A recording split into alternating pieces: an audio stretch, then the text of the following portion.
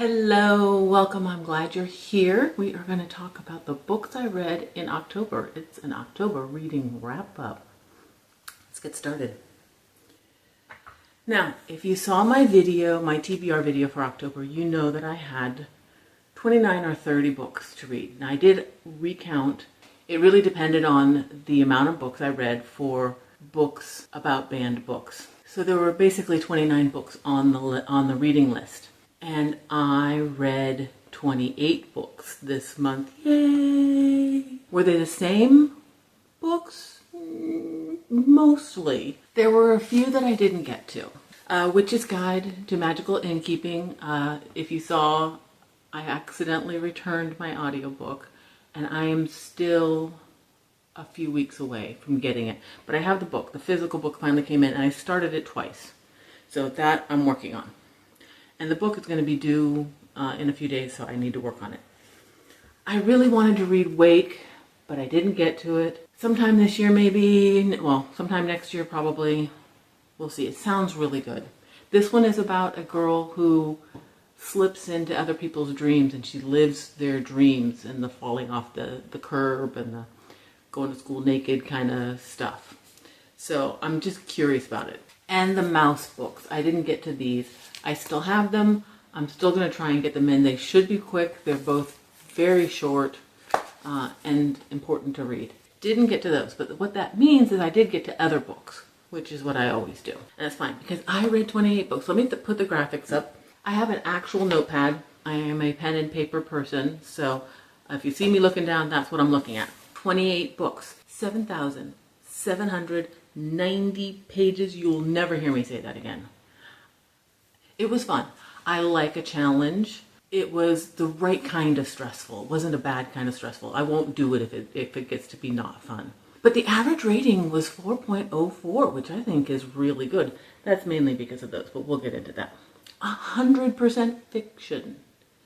Yeah, that's not so good, but that's okay. I like nonfiction for some reason. I just haven't been picking it up. I have one on my physical TBR shelf that I really want to read. I have a few up there. I even have one on the dining table, which I really need to move that. It doesn't really belong there. Anyway, 57% were audio and 43 were print, which really amazed me. I thought that it was going to be more like 80% audio. Really, because I felt like I listened to everything, and it felt like I was constantly with my earbuds or my headphones on, doing things or doing the puzzle. I did this puzzle. I'll show you a picture. Basically, every audiobook I did, other than the last one I read, was that puzzle. It was hard. I wasn't doing a lot at a time. Like usually I can make progress if I sit and do it. I would sit down for a few minutes and I would get maybe one piece in. So it took a long time to do that puzzle.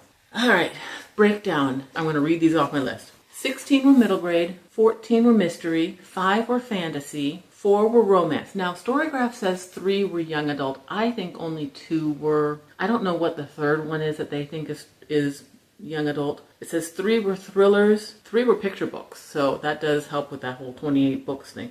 2 were graphic novels and 2 DNFs. Now, I did DNF Coraline right off the bat. I gave it a good try. It's just not for me. That's fine.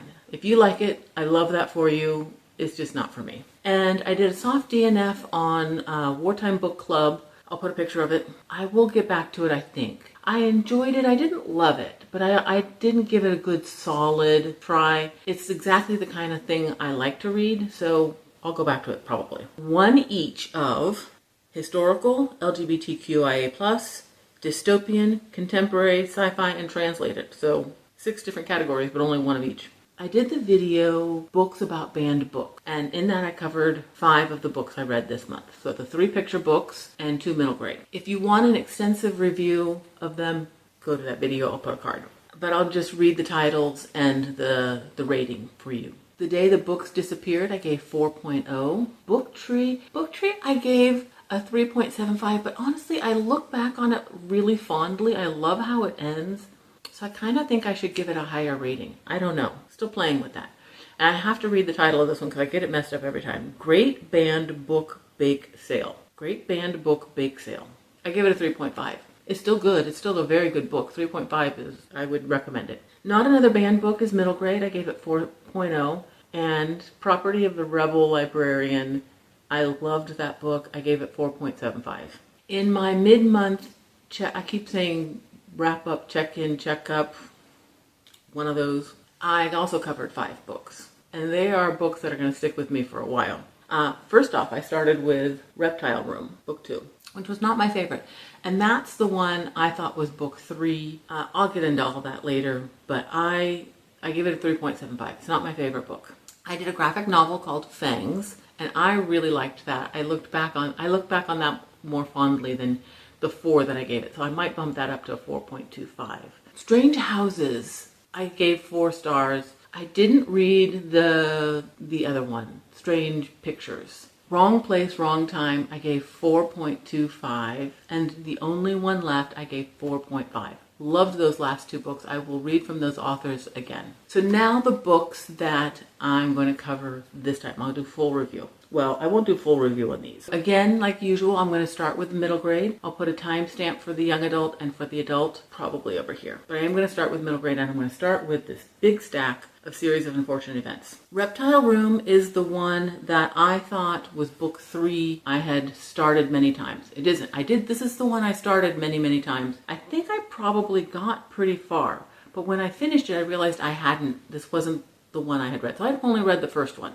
So this is a first time read for me. I don't know if that was clear or not, but this is a first time read for me because I had not actually ever finished this until this time. This is where the kids are going to stay with Uncle Monty and then Count Olaf shows up. Reptile Room. The Wide Window, they go to stay with Aunt Josephine, who is afraid of everything. This was really cute. I liked this one. The Miserable Mill, they stay with Sir. Book 5, The Austere Academy, they are sent off to a boarding school, and of course Count Olaf shows up. Book 6 is The Ersatz Elevator, where they stay with Mr. and Mrs. Squalor, I believe. Somehow they're related. I'm just going to do the titles. 7 is Vile Village. Hostel Hospital. The Carnivorous Carnival. The Slippery Slope. The Grim Grotto. The Penultimate Peril. And then the last one. The last one is called The End. It is simply The End. They were fun. I gave all of those books, other than Reptile Room, a 4 star. So I would give the whole series a good solid 4 stars. I wish that I had known to pay attention to the Beatrice parts a little more. So if you haven't read it, pay attention to the Beatrice parts. Tell me if that makes a difference at the end. I don't know if it will, but yes, I enjoyed it. I'm so glad I finally read them. Now I have to read his unauthorized autobiography by Lemony Snicket. Exit 13, Whispering Pines by James Preller. Yes, James Preller. Was not the book I thought it would be. I thought they were going to be staying in a motel. I don't know. I thought that the rooms were going to be haunted, or the hallways or something. I don't know what I was expecting. It did have a little bit of that. Ash and his sister Willow. Ash is 11 and Willow she's older. She's a teenager. So she's like 13 or 14. Suddenly doesn't really want to hang out with Ash anymore. She and Ash were always close, and he feels the loss of his older sister. They're at this hotel. They're just spending the night because they're tired. And then in the morning, the dad has a medical problem. He has a very stiff neck and they can't leave. So they're going to spend the day. And the mom's going to take him to the doctor, and the kids are going to stay at the motel. There's a creepy forest. They have a dog with them, so they have to walk the dog regularly, and then the dog doesn't want to go near the forest. It kind of whimpers and whines. The boy Ash is physically drawn to the forest. He has some kind of ability. So it just wasn't quite what I thought it would be. There's nothing wrong with it. It's 2 books in the series. It doesn't look like there's going to be any more, so I don't know if book 2 wraps things up, if it's just a duology or if it was meant to be more. It was good. They're not highly rated. I gave it a 3.5. I would recommend it. It just didn't turn out to be what I thought it was going to be.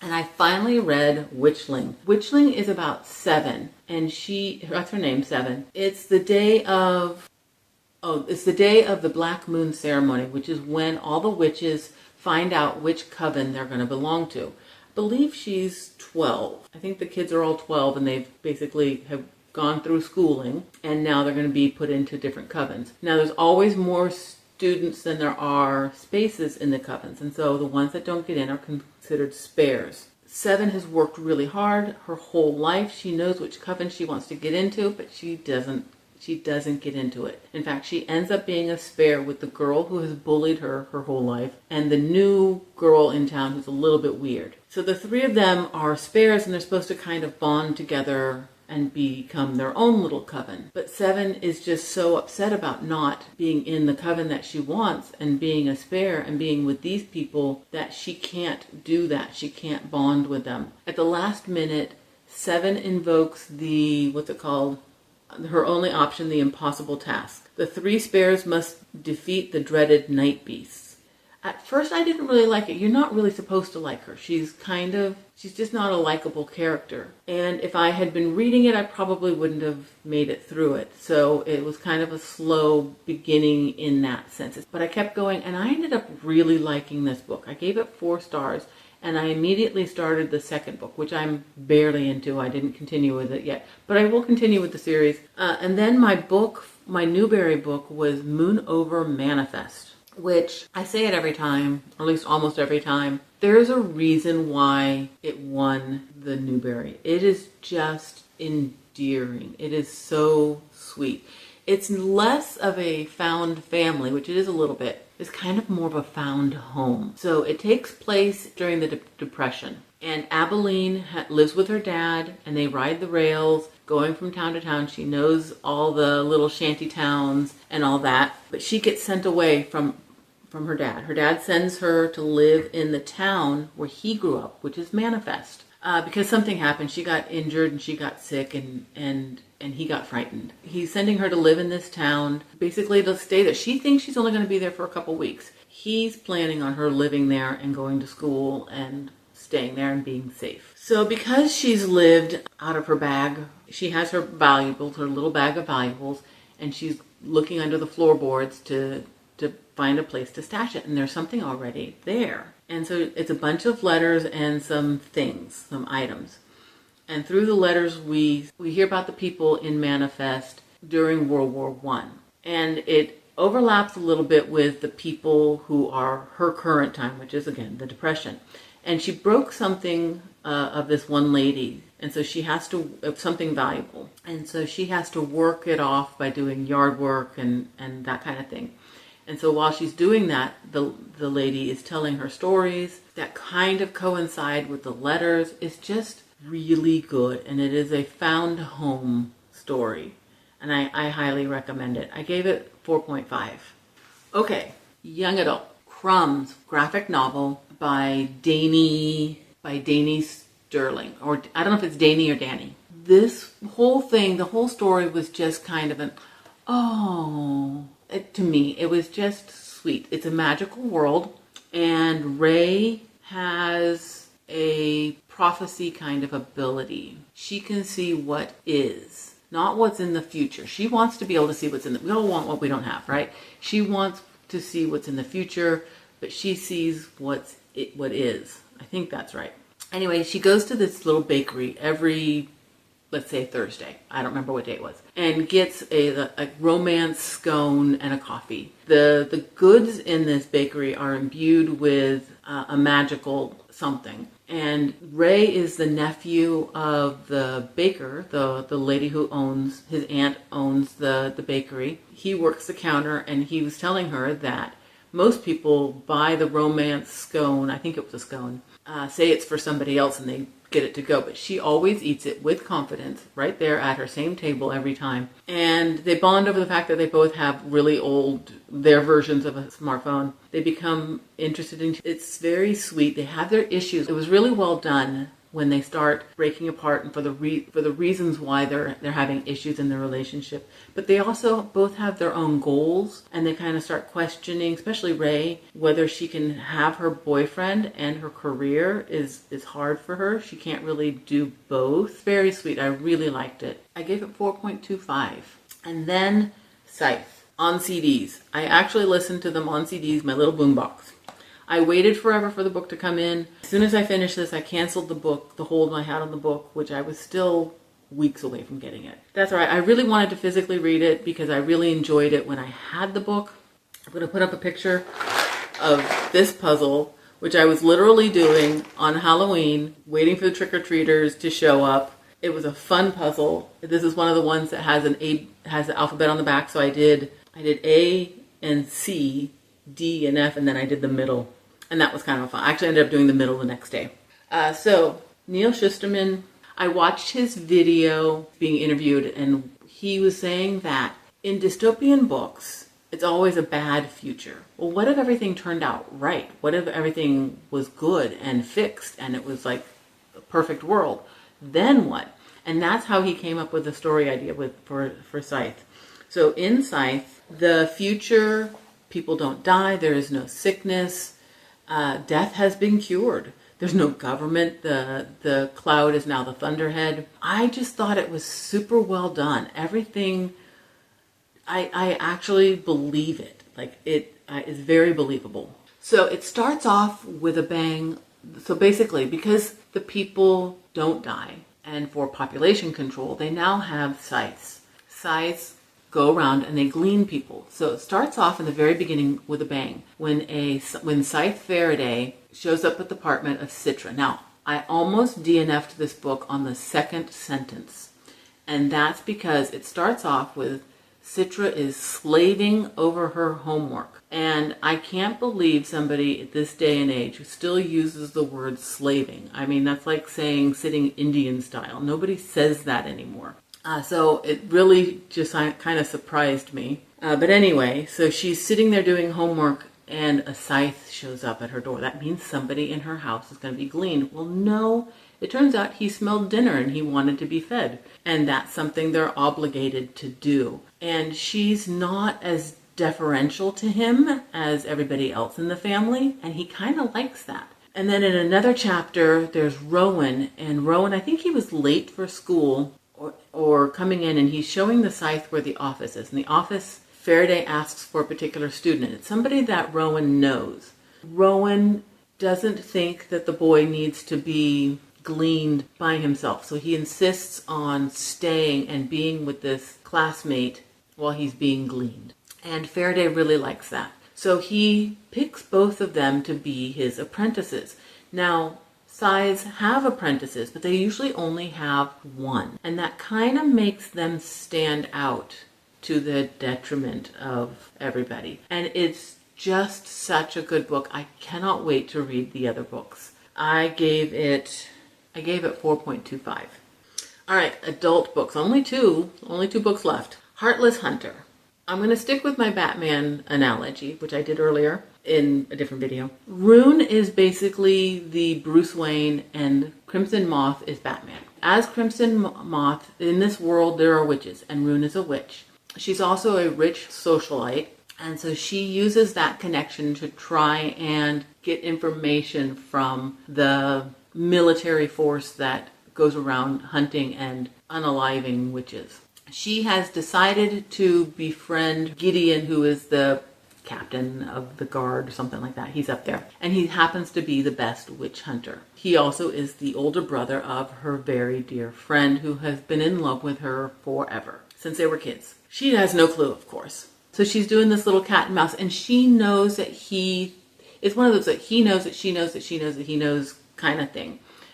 He suspects that she's the Crimson Moth. The Crimson Moth is somebody who rescues witches out of their clutches from their jails, or gets to them and tells them to leave before they even show up to catch them, and always leaves a mark of the Crimson Moth. So they know it's the same witch every time, because each witch has a mark that they leave when they use magic. It's a little bit of a cat and mouse kind of thing. So it was okay.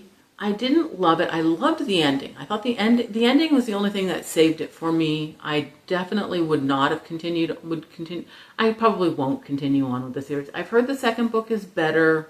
The second book is Rebel Witch. If anybody out there can convince me to read it, then maybe I will. But it doesn't really appeal to me that much. I gave it 3.75. And then One Dark Window. I really liked this. I loved the atmosphere. The world building was really good. Both of those had good world building. But this one just had that dark, gothic-y kind of feel to it. And this town that's surrounded by a mist and is kind of encroaching in. And I didn't know how the magic being in cards was going to work out, but it does. It really, really does. So in this world, you're not supposed to have magic yourself. You're not supposed to be able to do magic yourself. You can have these cards, and the cards have a specific type of magic that they can do. But there are also only so many of them, and everybody wants them. So Elspeth, when she was 9, she had a fever. And that usually means that that when kids get a fever, that usually means they're going to have magic afterwards. And she doesn't, except she has a monster in her head. So now it's 11 years later. She's like 20 years old. She's walking home at night. She gets attacked by highwaymen. They want her father's card. Her father has a magic card. It turns out that she's going to end up working with these highwaymen, and that the captain of their guard, police, military that goes around hunting people with magic is the head of the highwaymen who are looking for the cards, and also happens to be the nephew of the prince. Now, the summary didn't give his name, so I don't remember what it is. They end up working together. They get feelings for each other. They pretend to it's one of those pretend romance, but the feelings do start developing. And I really liked it. I liked the feel of it. I'll definitely continue on. I gave that 4.25. That was it. That was my 28 books I read in the month of October. 7,790 pages. I will never do that again. I can't imagine. I'm very happy though. I really wanted to make a big push. I am so close to getting my 60 of my own physical TBR done now. I think I only have 7 more. I have 7 more I need to do to finish, and I can do that in the next 2 months. That's easy. But I'm so excited that I did this. I'm proud of myself. If you've read any of these, I would love to hear about it. I would love to hear if you think I should read the second, The Rebel Witch, the second book by Kristen Ciccarelli. If you think I should read it, let me know. Convince me. I know it's better, but it's only marginally rated better. But anyway, let me know. Thank you for hanging out with me. I'll see you next time. Bye.